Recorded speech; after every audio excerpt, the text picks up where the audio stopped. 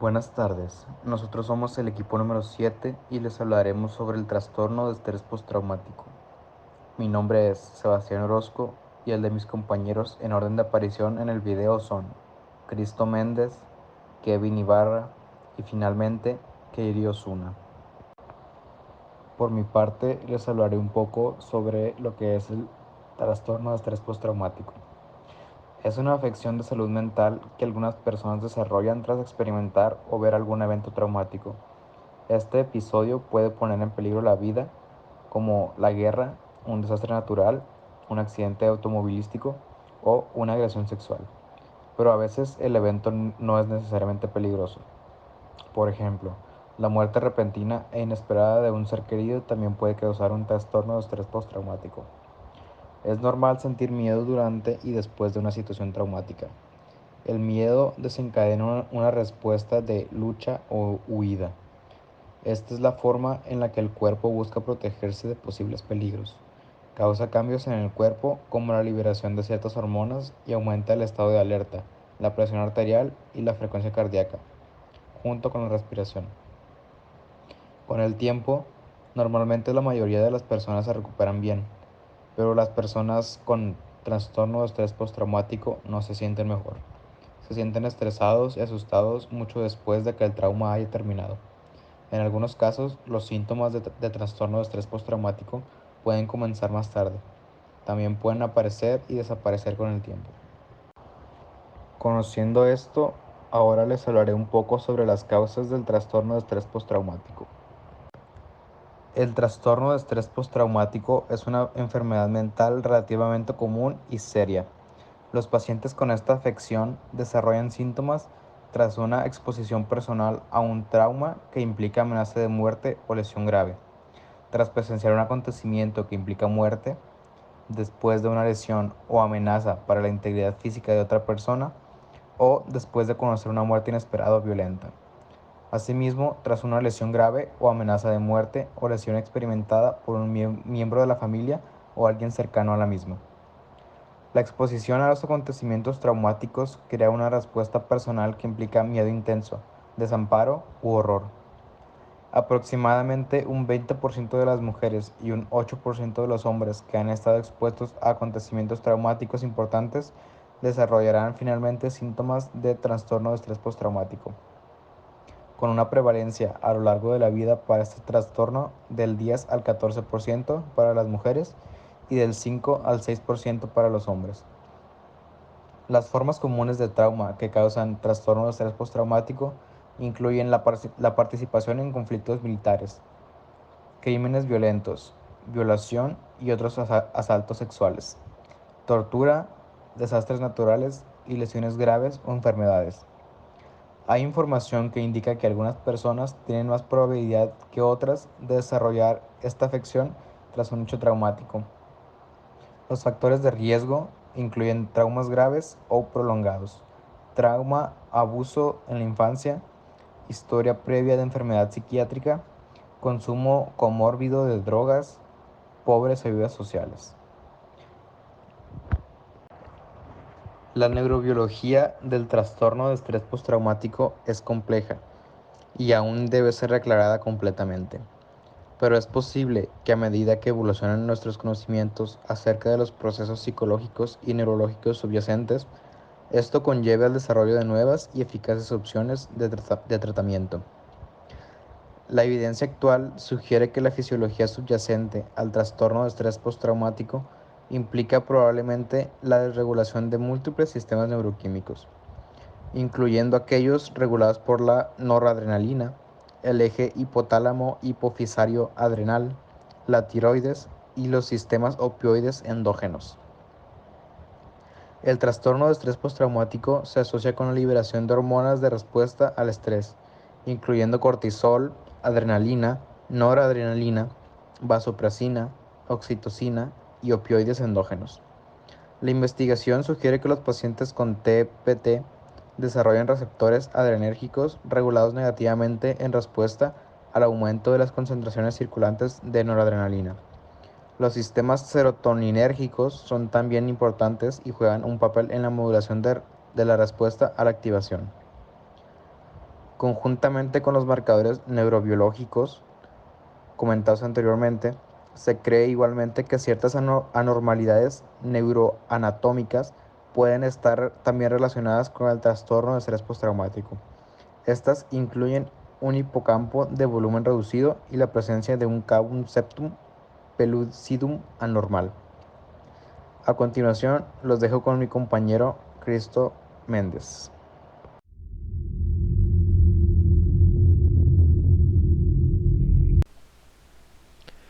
Los síntomas del trastorno de estrés postraumático pueden comenzar alrededor de un mes posterior al suceso traumático, pero a veces pueden no aparecer hasta años después. Estos síntomas ocasionan considerables problemas en situaciones sociales y laborales. Los síntomas de trastorno de estrés postraumático por lo general se agrupan en 4 tipos: de recuerdos intrusivos, evasivos, cambios en el pensamiento y en los estados de ánimo, y cambios en las reacciones físicas y emocionales. Los síntomas pueden variar con el paso del tiempo o según la persona. Primero, los recuerdos intrusivos. Pueden ser recuerdos recurrentes, involuntarios y angustiantes del hecho traumático.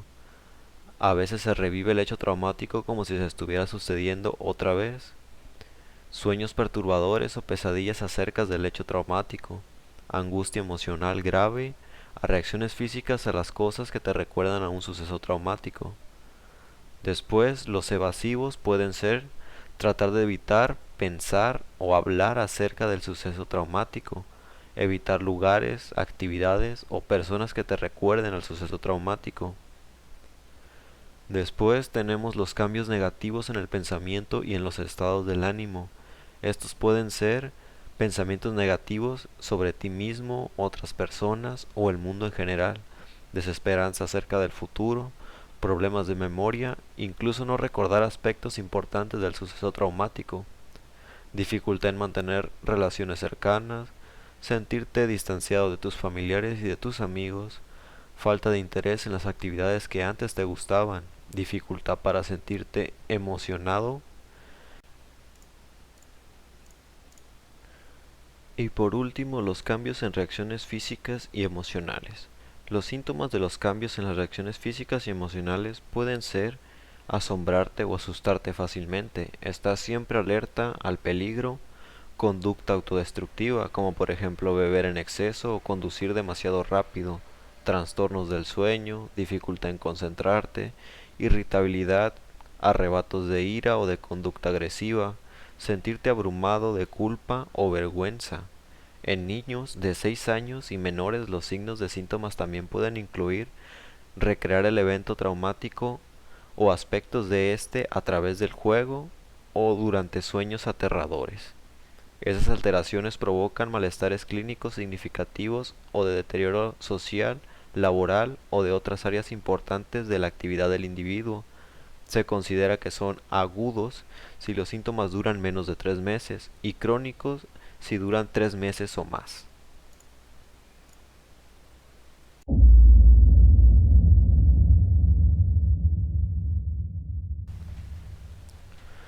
Con frecuencia se trata de casos difíciles de diagnosticar y de tratar eficazmente por varios motivos. Así, por la propia naturaleza de la enfermedad, el enfermo trata de evitar todos los estímulos asociados al trauma, mientras que la terapia debe ayudarlo a hacerle frente, por lo que moviliza intensas resistencias al tratamiento, aunque busque ayuda por algunos síntomas. Los tratamientos se subdividen en dos: las psicoterapias y las farmacoterapias. Primero, las psicoterapias. La psicoterapia es el tratamiento que tiene como objetivo el cambio de pensamiento, sentimiento y conducta. Se lleva a cabo entre un profesional con una formación y unas habilidades necesarias para facilitar el cambio psicológico del paciente, que requiere la ayuda para aliviar los síntomas que le producen un grado de sufrimiento importante. En todas las técnicas psicoterápicas conocidas, se recomienda estimular a las víctimas a expresar los recuerdos del trauma y las emociones negativas asociadas. Aunque transitoriamente suelen exacerbarse los síntomas clínicos de los enfermos e incluso estos pueden interrumpir prematuramente el tratamiento. Por este motivo, en efecto, la reexperimentación puede actualizar las vivencias traumáticas de forma iatrógena y aumentar la sensibilidad del paciente a nuevos y viejos estímulos estresantes.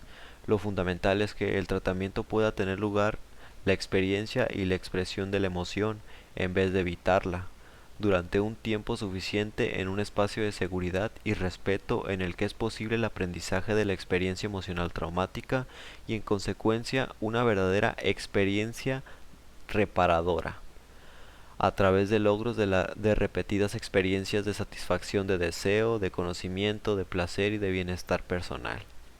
En la psicoterapia del TEP, el enfermo es protagonista corresponsable de su tratamiento, orientando a la ausencia de su realidad psíquica y de la realidad de los acontecimientos vividos y a salir de las situaciones de dominio perverso.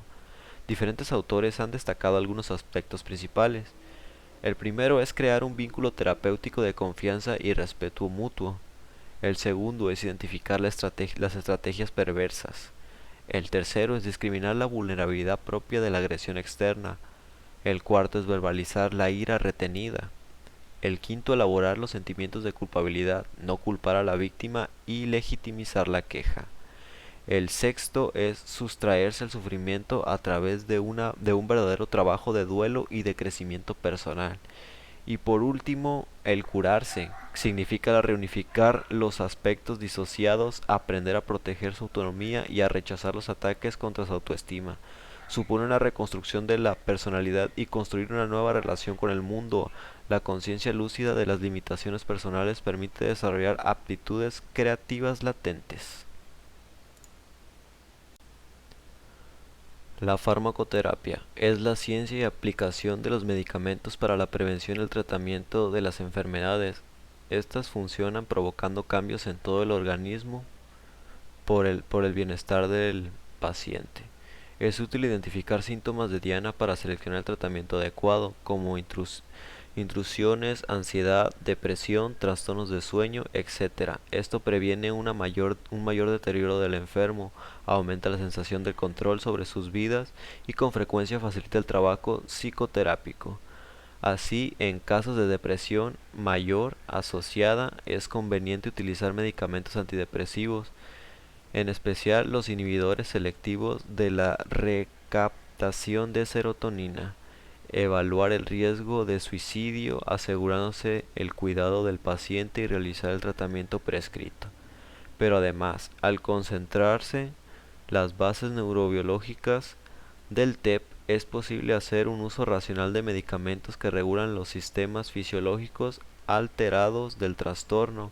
Así, la excesiva activación autonómica de este paciente puede reducirse con clonidina y beta bloqueantes y potenciar el sistema GABAérgico a través de estabilizadores del ánimo como carbamazepina o gabapentina.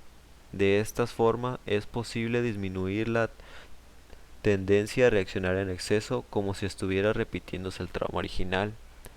En los casos modernos y graves se recomienda el tratamiento integrado del TEP porque los diferentes síntomas que conforman este complejo de trastorno resulta de diferentes procesos mentales a lo largo del tiempo y en fases sucesivas, por lo que es fundamental tener en cuenta las interacciones entre los distintos tratamientos, así como las posibilidades de integración. En todos los casos es conveniente tener en cuenta que la intensidad de la resistencia del enfermo puede ser demasiada hacia el tratamiento, el sufrimiento que implica revivir una realidad emocional tan dolorosa y riesgosa de retraumatización, el dramatismo de la repetición del trauma en la transferencia, la importancia de la contransferencia del terapeuta, el no preguntar, el no poder tolerar acontecimientos tan terribles o sobreprotegerlo que condicione el pronóstico del paciente. Un adecuado tratamiento farmacológico facilita la comunicación y el progreso del tratamiento. Farmacoterapia y psicoterapia se potencian entre sí de forma complementaria. El enfermo colaborará de forma activa en el tratamiento, lo que contribuirá a un aumento en su autoeficacia o maestría personal frente a la pérdida de control de las experiencias traumáticas en la que el enfermo se sintió como si fuera una cosa.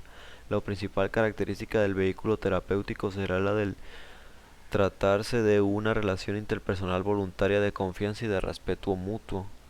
Tener en cuenta que el riesgo real de la retraumatización vicaria cuando se da en una identificación patológica del terapeuta con la experiencia traumática del enfermo. Y en relación con el tratamiento farmacológico del TEP, es conveniente tener en cuenta que no existe una píldora mágica que pueda aliviar todo. Farmacoterapia versus psicoterapia para el TEPT. ¿Cuál resulta ser el enfoque más eficaz? En una sociedad moderna y orientada racionalmente, abordar esta controversia sería solo un tema de investigación, trabajo en conjunto y tiempo. Proponer una respuesta no debe partir de la noción de que un enfoque supera y destierra al otro, como sucedió hace algunos años cuando el psiquiatra Sergio Peñalillo afirmó en un medio de prensa nacional que la verdadera psicoterapia era la farmacoterapia, relegando el trabajo de la psicología a una simple conserjería o educación para vivir mejor. De eso hace tiempo. La solución no debe suponer que una técnica terapéutica destierra a la otra. Debiera suponer, en cambio, que cada caso es particular y por lo tanto se debe abordar cada uno por separado. Esto, sobre todo cuando quedan muchas interrogantes acerca de la biología de los trastornos mentales, desconociéndose de manera categórica las causas biológicas específicas para cualquiera de estos trastornos. Incluso se afirma que es un hecho no reconocido el que los psiquiatras son los únicos especialistas médicos que tratan trastornos que, por definición, no tienen causas o curaciones conocidas. En el campo de la formación profesional, la psicología se nutre de otras disciplinas para crecer, para transformarse. No se puede ni debe perder el aporte de quienes pueden pensar desde otros fundamentos. Si bien existen en el país y en otros países control y autorización limitados para la prescripción específica de fármacos en un determinado campo de actuación, siendo un procedimiento que funciona con otros profesionales no médicos, y por tanto, en el caso de los psicólogos clínicos, significaría simplemente extender este procedimiento. La discusión sobre si el psicólogo podría prescribir medicamentos vinculados a su campo se debe iniciar en las universidades, alejado de intereses mezquinos. Si el psiquiatra puede hacer psicoterapia luego de una determinada formación, ¿por qué no puede suceder lo mismo a la inversa? ¿Es tan exclusivo un determinado cuerpo de conocimiento? Una argumentación de este tipo no se sostiene. Más que suposiciones e imposiciones de poder, necesitamos más debate científico, es decir, el debate que resulta de los eternos inconformistas, que de por sí, si no recuerdan, son los que hacen ciencia. En conclusión, el trastorno de estrés postraumático es una de las enfermedades más difíciles de tratar debido a la complejidad tanto neuronal como psicológica, ya que el estudio acerca de este padecimiento aún se siguen investigando, pues aún no se tiene un amplio panorama a nivel neurológico, lo cual imposibilita un tratamiento directo, lo que nos deja con tratamientos que van desde la psicoterapia hasta la farmacoterapia, pero no es tan simple como tomar un tratamiento o el otro, ya que si bien cada uno tiene sus ventajas y desventajas, no todas las personas responderán de la misma forma a determinado tratamiento, ya que si el profesional a cargo del caso no hace un diagnóstico correcto de la salud mental del paciente y lo obliga a hacer alguno de los tratamientos, por ejemplo, si lo obliga a afrontar el trauma directamente con la psicoterapia y este aún no tiene la fuerza de voluntad necesaria, empeoraría su situación, traumándolo más. En cambio, si se toma el tratamiento de la farmacoterapia y se olvida del trauma, será solo temporal y lentamente. Se comenzará a ser adicto a los medicamentos que suprimen su trauma. Por ende, lo recomendable es mantener un seguimiento estricto del paciente, así como acercarse de manera más personal para poder ayudarlo y hacer una combinación de ambos tratamientos para no hacerlo dependiente de los medicamentos y motivarlo a afrontar sus traumas. Hola, mi nombre es Katie y yo les voy a platicar sobre la comparativa de la farmacoterapia con la psicoterapia para el tratamiento de estrés postraumático. Primeramente, ¿cómo resulta ser el enfoque más eficaz? En una sociedad moderna y orientada racionalmente, abordar esa controversia sería solo un tema de investigación, trabajo en conjunto y tiempo. Proponer una respuesta no debe partir de la noción de que un enfoque supere al otro. Como sucedió hace algunos años cuando el psiquiatra Sergio Peña afirmó en un medio de prensa nacional que la verdadera psicoterapia era la farmacoterapia, relegando el trabajo de la psicología a una simple conserjería o educación para vivir mejor. La solución no debe suponer que una técnica terapéutica derrote a la otra. Debería suponer, en cambio, que cada caso es particular y por lo tanto se debe abordar cada uno por separado.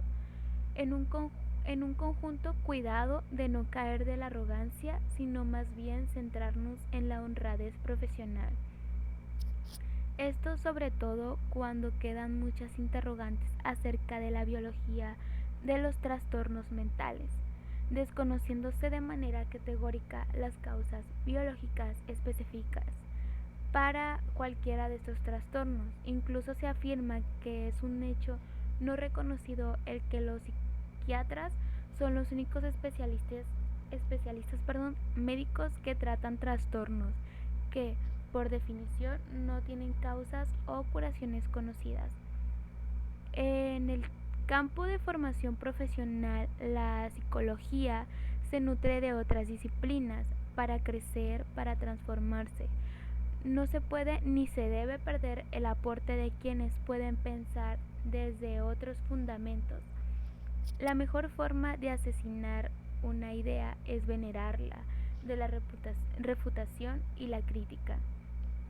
Si bien existen en los países y en otros países control y autorización limitados para la prescripción específica de los fármacos en un determinado campo de actuación, siendo un procedimiento que funciona con otros profesionales no médicos, y por lo tanto en el caso de los psicólogos clínicos significa simplemente extraer este procedimiento.